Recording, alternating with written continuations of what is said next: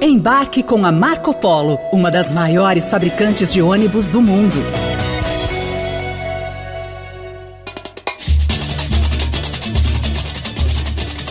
O Estadão Notícias de hoje entra no ritmo do carnaval. E vamos combinar, se tem uma coisa que não pode faltar nessa festa, é música.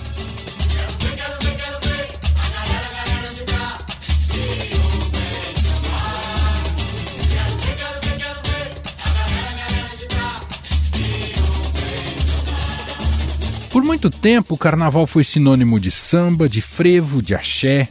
Mas hoje esses ritmos disputam com outros gêneros, o funk, o pop, o sertanejo, e com outro ritmo que disparou nas paradas e conquistou os ouvidos dos foliões nos últimos carnavais, o arrocha. Enquanto o som do paredão toca, você gasta o seu batom de cereja. Eu bebo cerveja, eu bebo cerveja. A sensualidade romântica do ritmo baiano despontou como o mais ouvido nas semanas de folia no Spotify e domina o ranking das músicas mais populares durante o período carnavalesco desde 2020. E ele raramente vem sozinho. As músicas de maior sucesso nos últimos anos são as que misturam o arrocha com outros ritmos, como o axé e o sertanejo. É isso que aponta um levantamento aqui do Estadão, que analisou dados do chart Spotify, um ranking das músicas mais tocadas na plataforma. A reportagem usou a API do Spotify para identificar os gêneros musicais dos artistas por trás de cada uma das músicas mais escutadas na semana do Carnaval desde 2017, quando os dados começaram a ser disponibilizados. E quem nos conta mais sobre o processo de produção do levantamento e sobre o que descobriram sobre os hits desse e de outros carnavais, e vão falar muito sobre a rocha também, são os repórteres que cuidaram deste especial, Lucas Tainan e Cindy Damasceno.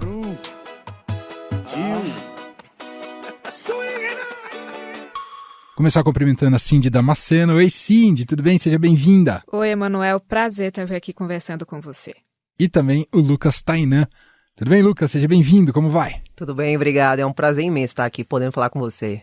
Bom, eu preciso começar falando do resultado. Ele pode ser um pouco surpreendente, porque a gente entende o mainstream muito vinculado ao sertanejo no Brasil, né? Como o principal, o gênero mais ouvido no Brasil. E vocês apontam nesse especial que o arrocha se tornou o principal gênero carnavalesco em período de carnaval. Como é que vocês chegaram a esse resultado? Queria que vocês explicassem um pouco para o nosso ouvinte. A gente tinha essa dúvida também, né, de como o brasileiro consome música durante o carnaval, né? E para a gente chegar nesses dados, a gente foi atrás de informações do Spotify, que hoje é a maior plataforma de streaming de música no Brasil, né? Se teria um local, uma plataforma que nos desse essa informação, seria o Spotify. E a gente conseguiu informações onde a gente pegou a cada semana, na semana do carnaval, né, de 2017 para cá, que é quando o Spotify começa a disponibilizar esses dados, a gente analisou as 200 músicas mais ouvidas naquela semana do carnaval.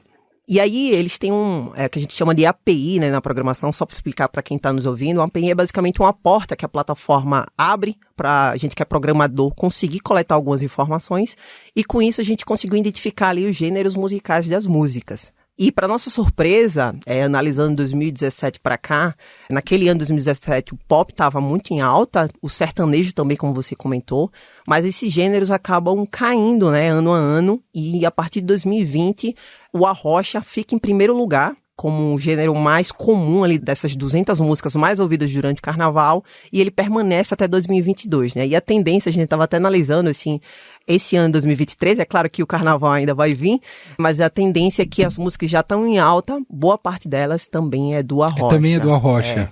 Olha que demais. Só uma explicação técnica sobre o gênero de cada canção.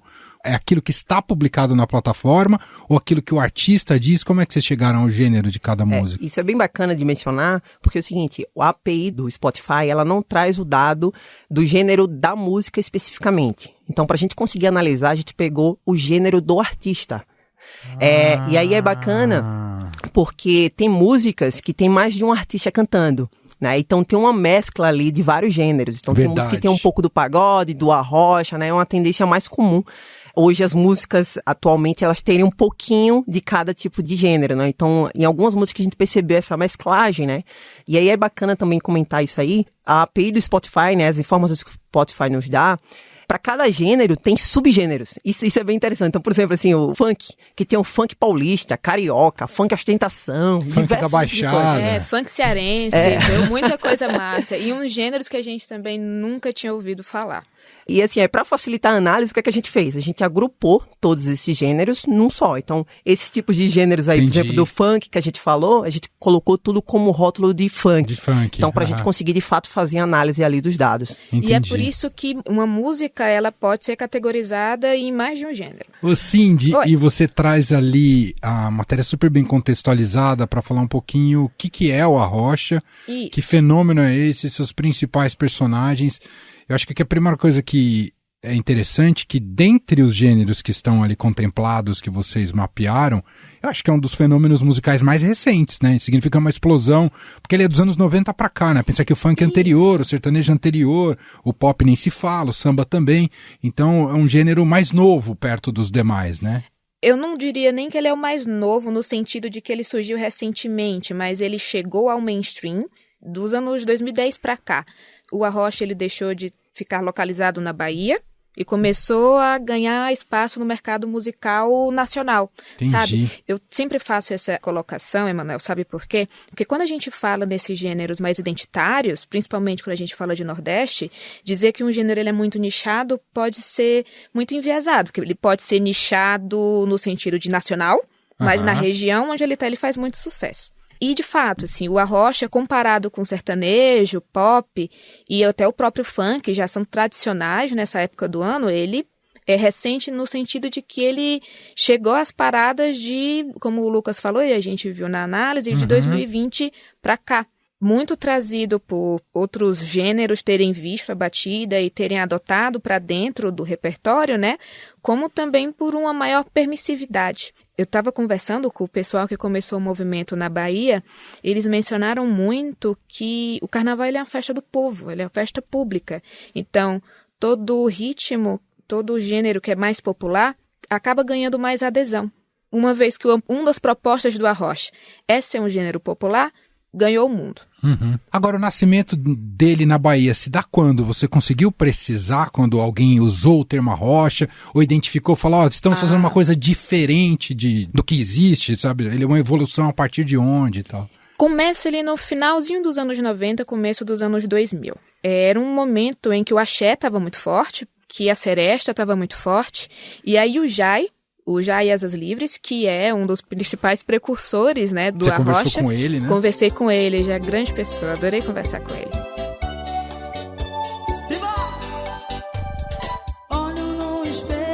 Ele me fala que ele estava procurando uma maneira de se diferenciar. Eu sentia a necessidade de criar algo diferente, e aí eu comecei programando, pesquisando, e aí fui tendo as ideias. Foi quando eu percebi que faltava, o mercado estava aberto, né? E aí precisava de algo diferente.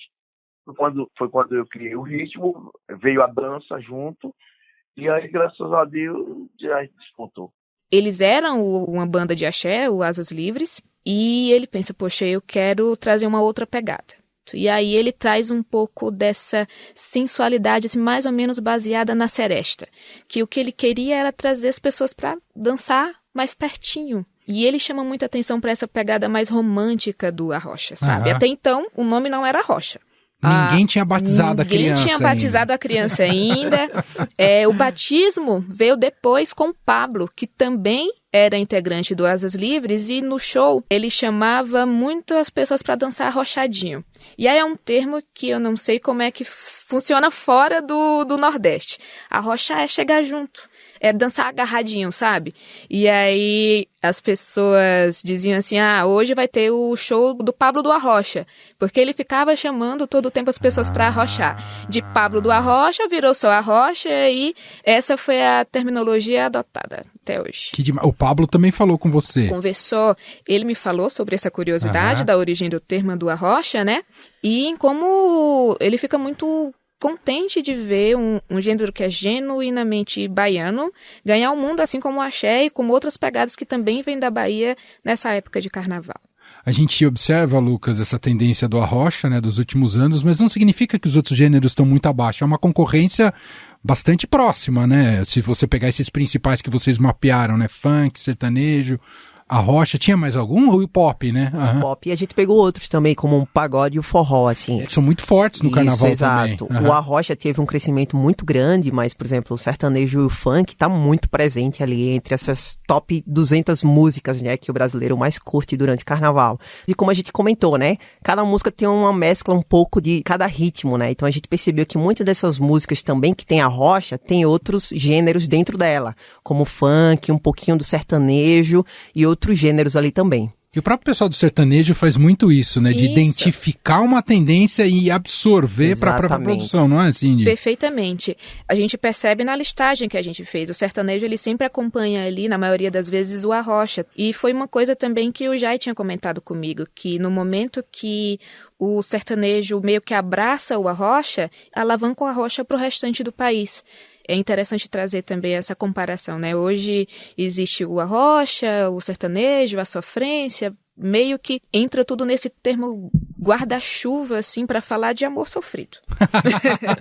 Eu ia te chegar nessa pergunta sobre as temáticas das canções. Quase todas estão vinculadas à sofrência, é isso? A sofrência. A Nara Costa que me falou isso. A Nara que é a rainha do arrocha. Rainha do arrocha. É. Que a gente vai arrochar. Faz um jeitinho que ele gosta, arrocha, arrocha. Ela me falou que para falar, quando a gente fala de arrocha, não pode falar o sofrimento do amor. Canções que falam da mulher que traiu, do homem que traiu, canções que falam de sofrimento amoroso e canções também que falam de momentos alegres, mas o que não pode faltar mesmo é o romantismo, é o amor. Não pode faltar canções com letras românticas. Isso aí é marca registrada do movimento arrocha. É necessário que uma boa música de arrocha fale de amor e aquele amor magoado, né? Nossa. Aquele amor machucado. Você não acha a canção de plenitude do amor, sempre com alguma dor, sofrimento. Tem que ter aquele romantismo, latino, isso. Tem que ter aquele romantismo, aquela sensualidade. Que demais, sensacional. Outra coisa que eu observei que vocês também já antecipam como tendência, né? Você falou que ainda a gente vai observar, né? Qual que vai ser o principal gênero deste Carnaval 2023. Mas vocês já fizeram uma playlist, né? Com algumas músicas que já aparentemente estão muito ouvidas, não é, Lucas? Não, a gente pegou as músicas mais ouvidas nessa última semana de pré-carnaval, até pra gente já sentir um pouquinho o que pode ser tendência agora nesse período de carnaval. Tá no final da matéria, então quem quiser curtir final, é só rolar e dar o play lá já pra ficar no ritmo aí do carnaval. E é interessante que dentre as 10 músicas que podem ser tendência agora nesse carnaval, 5 delas são de arrocha. E essa foi a última atualização do dia 9 de fevereiro. Perfeito. A dessa semana não saiu ainda, vai sair. Deixando claro que a gente está fazendo um recorte com base no Spotify, Isso. que é a principal referência, mas é porque existem outras plataformas também. Olha, a gente vai ter Zona de Perigo, do Léo Santana, em primeiro lugar, que aqui está categorizada como arrocha e axé. Vai ter Leão, da Marília Mendonça, que está categorizado como arrocha e sertanejo, olha só. Vai ter Bombonzinho, de Israel e Rodolfo, que está como arrocha e sertanejo também. Perfeito. Mas assim, esse top 3 já dá para perceber que no top 3 é arrocha. E para você só ver assim, um volume, né, de reproduções de uma música, essa Zona de Perigo do Léo Santana, que tá para ser a música hit do carnaval, né, de 2023, ela só nessa semana já tem 14 milhões e meio de visualizações no Spotify. Então, assim, é um volume muito grande. É interessante que ele lançou recentemente também, né, esse single, e ela já subiu só nessa última semana 33 posições no ranking da Top 200 e agora tá no primeiro lugar. Então, só para você ter uma ideia, assim, do volume, né? Milhões. É muita gente. E esse ranking, ele é atualizado semanalmente, né? Então, da semana passada para cá, ele subiu 33 casas. Eu observei ali, que me chamou muita atenção também, que as músicas têm duração curta, né? Talvez seja uma tendência atual da maneira como as pessoas ouvem música. O pessoal fala em TikTokização, né, do mercado fonográfico. Me parece que isso já, de alguma maneira, se reflete nesse levantamento que vocês fizeram. Não, sem dúvida. A gente percebeu que os principais hits são músicas também muito utilizadas no TikTok, assim, nas plataformas como essa. Porque sempre tem uma dancinha associada e tal. Essa mesmo do Léo Santana, eu já vi diversos vídeos na internet das pessoas fazendo a coreografia ali, brincando com a música. Agora me contem, pra gente fechar, como é que anda o gingado de vocês com a Rocha? Gingado meu com a Rocha, eu vou ficar te devendo essa, Emanuel. Eu peço desculpa até aos meus conterrâneos, a minha pegada é mais forró. Eu tô acostumado com o que a gente chama no Ceará, eu sou do Ceará, não sei se deu pra perceber pelo sotaque, mas a gente tem uma pegada mais do forró eletrônico, sabe? Sim. Então é um outro jeito de dançar. E eu nem me arrisco a dançar, assim, eu prefiro ficar analisando os dados aí de música do que dançar, propriamente dito. Muito bom. Cindy Damasceno, uma das autoras dessa reportagem especial que está lá no estadão.com.br. Vale a pena consultar. Cindy, obrigado. Eu que te agradeço, Emanuel. É sempre um prazer vir falar sobre o material que a gente produz na redação e foi um material tão legal de fazer junto, né?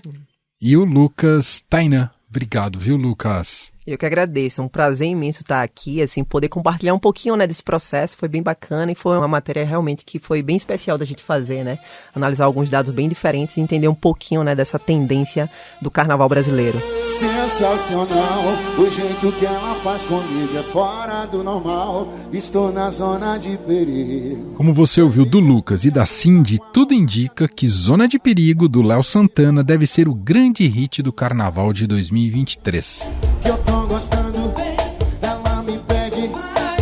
A música estava no topo da lista na última atualização semanal do Spotify e tem feito sucesso no TikTok. Mas não tem fórmula mágica para um hit. Ainda mais nos últimos anos, em que tem feito sucesso canções que misturam diferentes gêneros. Quem nos explica melhor essa transformação da indústria musical e dos estilos no carnaval é o produtor musical João Marcelo Boscoli, que conversa com a gente a partir de agora.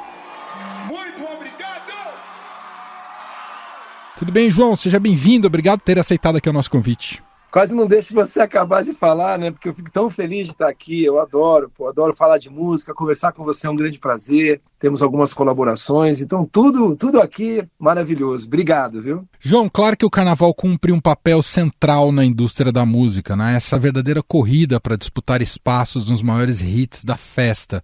Queria começar o nosso papo te perguntando o que você considera que entra em jogo nessa engenharia para emplacar um sucesso de carnaval.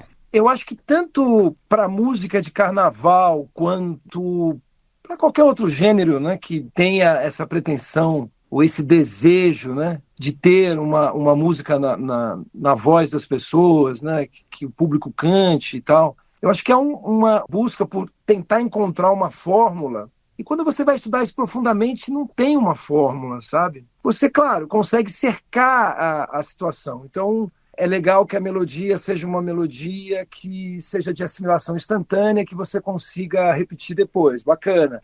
É legal que seja um tema do momento que todo mundo esteja conversando, ou que, de certa forma, encontre eco dentro de todo mundo e tal, algum tipo de correlação que a pessoa consiga conectar com aquilo. Só que você coloca tudo isso numa lista e você segue tudo isso e não necessariamente você consegue um hit. Então, assim, eu vou citar duas passagens que eu acho curiosas. Primeiro, o Quincy Jones, né, que é um cara que fez produção musical para cinema, para música, para televisão, muito sucesso. Ele falou, eu aprendi um negócio em Hollywood que diz o seguinte, é impossível aprisionar um relâmpago dentro de uma garrafa. Uau. Ou seja, você precisa de um relâmpago, você abre a garrafa e o relâmpago aparece. Então, assim, é uma metáfora com relação ao hit. Não dá para fazer isso. E a outra coisa, assim, se fosse possível estabelecer um padrão, o George Martin teria feito outros Beatles, vários. O próprio Quincy teria produzido mais uns 3 Michael Jacksons, né? Então, assim, não tem muita lógica. O que eu acho belíssimo no carnaval é que há muito tempo, desde 1899, né, com a Chiquinha Gonzaga, o Abre Alas. Vou abrir alas que eu quero passar, peço licença para poder desabafar.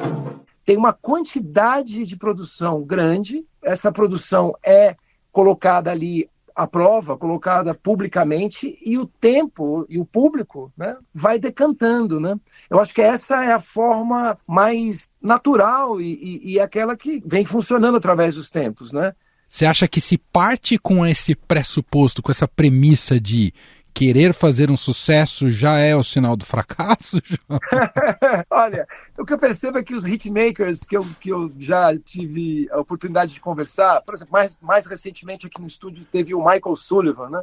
Aí você conversa com eles e fala, João, a gente imagina, assim, quando a gente está fazendo, a gente sente e tal, mas é o fazer, né? Se você pegar os principais hitmakers, as principais hitmakers que a gente conhece, brasileiras e mundo afora, sempre tem uma grande quantidade de tentativas e até chegar ao determinado sucesso. Então, eu acho que, de novo, há formas, mecanismos, há sistemas e tal, mas não há garantia de nada. Então, acho que se você quiser fazer um hit, sim, é um exercício, e você tem que saber que se você fizer 10, você não vai conseguir estourar 10. O Elton John não fez isso, o Roberto Carlos não fez isso, não é comum. O que eu sugiro é que quem esteja atrás disso, que faça dessa busca algo prazeroso, algo musical. Porque como não é sempre que você vai acertar, que pelo menos você esteja fazendo algo que você goste bastante, né? Perfeito. E tem aquela música imprevisível, né? Quantas músicas aí que a gente conhece que não tem refrão e fazem muito sucesso? Ô João, te surpreende nesse levantamento que o Estadão fez? Claro que aqui pega um recorte muito do mainstream e, claro, dentro de uma plataforma de streaming, que é a mais ouvida e tal. Mas demonstra essa tendência do arrocha sendo o grande gênero do carnaval nos últimos anos. Te surpreende em algum sentido isso? Cara, não me surpreende absolutamente, porque, como a gente acabou de falar, Vox Populi, né? As pessoas estão sentindo, alguma coisa tem ali. Originalmente, o arrocha não era algo tão enérgico, né, como se tornou, sobretudo nos anos 10, né, e com as fusões todas, né. Mas não me surpreende, assim, ritmicamente, se você for pensar, ritmicamente é vigoroso.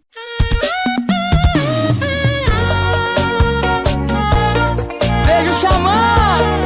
É uma coisa muito baseada, né, tem muitos refrões, né, as letras são crônicas que se conectam com o dia a dia das pessoas, né. Vou te excluir, se não se decidir a entregar seu coração pra ele ou pra mim. O presidente da Motown, né, o fundador, o Berry Gordy, dizia que um dos segredos, na opinião dele, para uma música fazer sucesso, e de novo, ele tentava, estourava, tentava, era que a música se conectasse com o dia a dia das pessoas.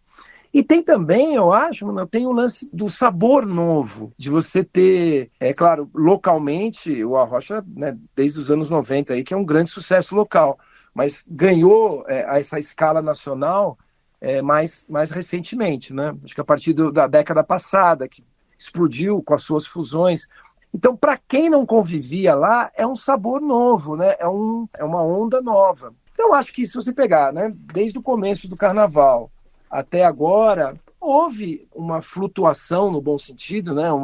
Um rodízio de gêneros, alguns chegam e ficam, outros passam e depois são relembrados adiante. Mas é isso, precisa funcionar ritmicamente, precisa funcionar do ponto de vista de temática, precisa ter uma melodia que capture, né, a atenção das pessoas. Uhum. Então, eu acho que o arrocha, sobretudo essas fusões, né, que o arrocha acabou adotando, acabou incorporando, né, eu acho que isso tudo está em sintonia com o temperamento do carnaval. Eu estava vendo a playlist desses hits desses últimos carnavais e me surpreendeu o tempo das músicas, João. Muitas delas não passam de 3 minutos. Isso, como é que se observa esse movimento na música contemporânea? É uma epidemia mundial de atenção. Então, assim, quando você fala de 3 minutos para uma música, eu já estou achando o máximo, porque eu tenho visto músicas de 35 segundos, 40 segundos, e já há um bom tempo, comprando os relatórios aí das plataformas, Sim. Como alguém que tem músicas nas plataformas, a média de audição no Brasil não chega a 50 segundos de uma música. Nossa, João. Então, cara, a gente está com o negócio... A música é um reflexo do seu tempo, né? A música é uma reportagem do seu tempo, eu acredito, né? O artista é aquele que capta o que está naquele momento histórico, se você quiser chamar de inconsciente coletivo, né? Processa internamente, acrescenta algo seu e devolve sob a forma de uma obra, né? Então, assim, a música é um reflexo do tempo. Se você pegar, grosso modo aqui, nos anos 30, o mundo estava meio em depressão, sobretudo os Estados Unidos, por causa da quebra da Bolsa em 29. Então, é o momento da música, do jazz dançante, né? A era do swing, é quase que um contraponto. Aí tem um momento mais caótico, a Segunda Guerra, vem o bebop, né? Aí, poxa, na década seguinte, né? Poxa, todo mundo cansado, né? Daquele período de guerra. Aí vem o cool jazz, a bossa nova. Então, seja como um reflexo do momento ou um contraponto, isso é histórico, né? Isso, não há nenhuma civilização que se tenha notícia que não tenha ali a música presente de alguma forma, anterior à fala, consequentemente também anterior à escrita. Então, acho que é um momento histórico que vivemos. Isso me assusta muito, né? Me preocupa muito, mas eu tenho um filho de 11 e outro filho de 7, e eu percebo que essa geração também já está meio... não está com aquele deslumbre com a máquina, sabe? Já tem novas regras e já não acha tanta graça, curte o offline, né? Já percebeu que, essencialmente, a internet, entre maravilhosas coisas, mas essencialmente é publicidade e vigilância, né? E você compartilha dessa ideia do carnaval brasileiro como um movimento cultural que melhor conecta com identidade, Bosco? Você entende isso também, não? Eu sinto isso, né? Acho que tem, né, o Simas, tem grandes estudiosos aí que colocam o carnaval nesse epicentro, né? Que parece que é um adorável curto-circuito, né? A gente está falando do Arrocha aqui, né? Uhum. Será que se a gente voltasse 30 anos, né? E a gente não estaria falando do Arrocha, então mostra que é algo dinâmico. Eu acho que, de certa forma, assim, acho que é das festas mais representativas. Talvez essa questão de conseguir se tornar um grande evento coletivo, né? Aí o restante, claro, né? Você tem várias outras festas que acontecem de maneira fragmentada, em diferentes regiões do país, até em épocas diferentes e tal. Mas acho que o carnaval e não é de hoje, né? E não é do Brasil apenas. O carnaval tem, né, desde o século retrasado, Nova Orleans, né, e tal, e, enfim, desde as festas pagãs. Eu acho que é dos que mais representam. Depois tem as festas no meio do ano, né? E também não podemos esquecer, né? Se a gente está falando de música brasileira, a mãe da música brasileira, Chiquinha Gonzaga, foi a pessoa que compôs a primeira música do quê? De carnaval, né? Pra gente fechar, queria te ouvir sobre o lugar do samba. O samba deu apesar de ser muito associado ao carnaval, tem suas variantes também, mas o samba elitizou, ele ficou para menos gente, Boscoli? Cara, não consigo imaginar isso, não. Eu acho que eu só penso em expansões, em fusões e expansões. É como se fosse a maior multinacional invisível, né?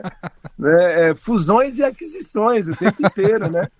M&A, sim. Às vezes ele pode até ficar, em algum momento, não está na pauta principal como agora, porque ele não é exatamente uma novidade, né? Enquanto a gente está falando aqui, a gente está respirando. A gente não falou sobre a nossa respiração em nenhum momento, a gente só respira. O samba é meio isso, assim, né? É das coisas, dos bens imateriais e tal. Ele tá o tempo todo lá. Ele se elitizou? Espero que sim. Ele se modernizou? Sim. Ele ficou mais popular? Sim. Ele é plural? Sim. O samba, acho que é das formas musicais mais ricas, complexas que eu já vi, entendeu? É muito, muito, muito profundo e é como a nossa respiração, tá sempre aí, mesmo que você não perceba. Tá aí. Gente, João Marcelo Boscoli, produtor musical, gentilmente aqui batendo esse papo com a gente, falando um pouco mais sobre carnaval e música.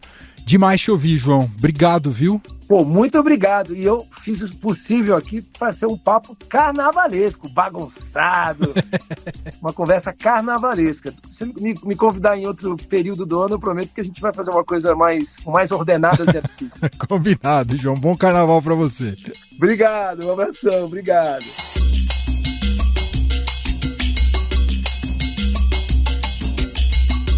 E este foi o Estadão Notícias de hoje, quinta-feira, 16 de fevereiro de 2023. A apresentação foi minha, Emanuel Bonfim.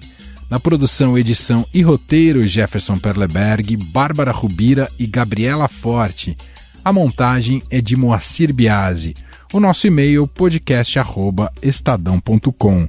Quero lembrar aqui que hoje, nessa quinta-feira, ainda tem um podcast que será publicado nesse feed, nesse canal, às 5 horas da tarde, o podcast Cenários com Sônia Raci. Então não perca, a partir das 5 da tarde para você acompanhar também. Um abraço para você que já entra no ritmo do carnaval, um bom carnaval, mas amanhã a gente tem o retorno do Poder em Pauta aqui na nossa programação do podcast. Então, antes do carnaval, estão de volta nessa avenida para desfilar muita análise sobre a situação política e econômica do país, os repórteres Felipe Frazão, lá de Brasília, e Pedro Venceslau, aqui de São Paulo. A turma está de volta amanhã. Portanto, então, para quem já vai cair na folia, bom carnaval, mas a gente tem encontro marcado amanhã, sem dúvida nenhuma. Um abraço e até mais.